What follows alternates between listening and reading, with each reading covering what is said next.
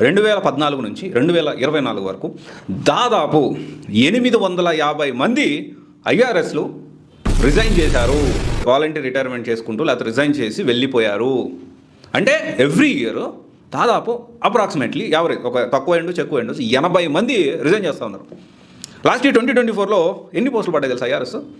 Custom అయితే 14, తర్వాత IT అయితే ఐఆర్ఎస్ ఐటీ అయితే 27. అంటే ఎగ్జామ్ క్రాక్ చేసి జాయిన్ అయ్యే వాళ్ళకంటే రిజైన్ చేసే వాళ్ళు ఎక్కువైపోయారు.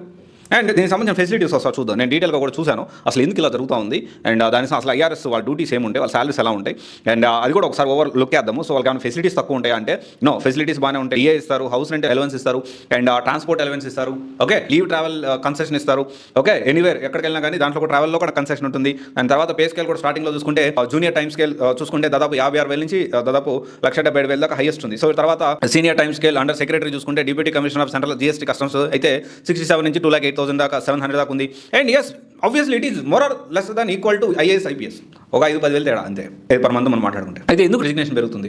ఇక్కడ మనం అర్థం చేసుకోవాల్సిన విషయం ఏంటి అంటే, దీన్ని నేను కులంకసంగా నేను కూడా వేరే directors, institute directors, already industry ఉన్న వాళ్ళతో, ఐఏఎస్లు ఐపీఎస్లు మనకు తెలిసిన వాళ్ళు, మనకు పరిచయం ఉన్న వాళ్ళు కొంతమంది మాట్లాడడం జరిగింది. ఇంకా డిస్కషన్ అనేది జరుగుతూ ఉంది. అండ్ అయితే ఇక్కడ కొంతమంది ఒక్కొక్కలాగా ఉందన్నమాట. సో ఇక్కడ ఏంటి అంటే ఐడియల్గా ఉంటున్నారు. అంటే ఇక్కడ ఏంటి అంటే మోస్ట్లీ ఇప్పుడు మొత్తం కూడా ఎలక్ట్రానిక్స్ వచ్చేసింది, అంత మొత్తం కూడా కంప్యూటరైజ్డ్ అయిపోతున్నాయి.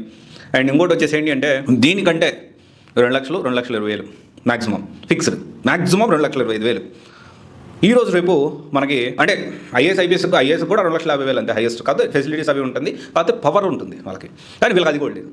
ఇప్పుడు ఈరోజు రేపు ఒక 5 సంవత్సరాలు 6 సంవత్సరాలు ఎక్స్పీరియన్స్ ఉన్న, లేకపోతే ఒక 7 సంవత్సరాలు ఎక్స్పీరియన్స్ ఉన్న ఒక సాఫ్ట్వేర్ ఎంప్లాయ్ చూసుకుంటే they are earning more than this monthly. అంటే ఇప్పుడు దాదాపు 20-30 లక్షల ప్యాకేజ్ అనుకుంటే, 30 లక్షల ప్యాకేజ్ అనేది గట్టిగా ఒక 5-6 సంవత్సరాలు గట్టి కష్టపడితే 30 లక్షల ప్యాకేజ్ సంపాదించడం చాలా easy in software or other fields. వేరే ఫీల్డ్స్ కూడా ఉన్నాయి. అండ్ బిజినెస్లో చూసుకుంటే వాళ్ళు లక్ బాగుందంటే వాళ్ళు ₹1 కూడా సంపాదించవచ్చు. సో కొంతమంది ఐఆర్ఎస్లు అదే చేస్తున్నారు, మనకు తెలుసు కదా ఎవరు ఏంటి అనేది. సో ఇక్కడ ఏంటి అంటే ఐఆర్ఎస్ అంటే జస్ట్ ఎగ్జామ్ క్రాక్ చేయి వదిలే. అండ్ రీసెంట్ డేస్లో కూడా ఎగ్జామ్ క్రాక్ చేసి దానికి వచ్చే ఆదాయం కంటే క్లాసులు చెప్తూ యూట్యూబ్లు నడిపిస్తూ దానికంటే ఎక్కువ సంపాదించాలని ప్లాన్ చేసుకుంటున్నారు కొంతమంది ర్యాంకర్స్ కూడా. ఇక్కడ ఇది ఎవరికి ఉద్దేశించింది కాదు, బట్ స్టిల్ ఏంటి అంటే ఎగ్జామ్ క్రాక్ చేసి జాయిన్ అవ్వకపోవడం అంటే ఇక్కడ మనకి అర్థం చేసుకోవాల్సిన విషయం ఏంటి అంటే, మనం మాట్లాడుకునేది సోషల్ మీడియాలో ఉన్నది, మెయిన్ స్ట్రీమ్ మీడియాలో ఉన్నది, లేకపోతే అందరు institute directors, institutes, coaching institutes చేసినంత హైప్ రియాలిటీలో లేదు.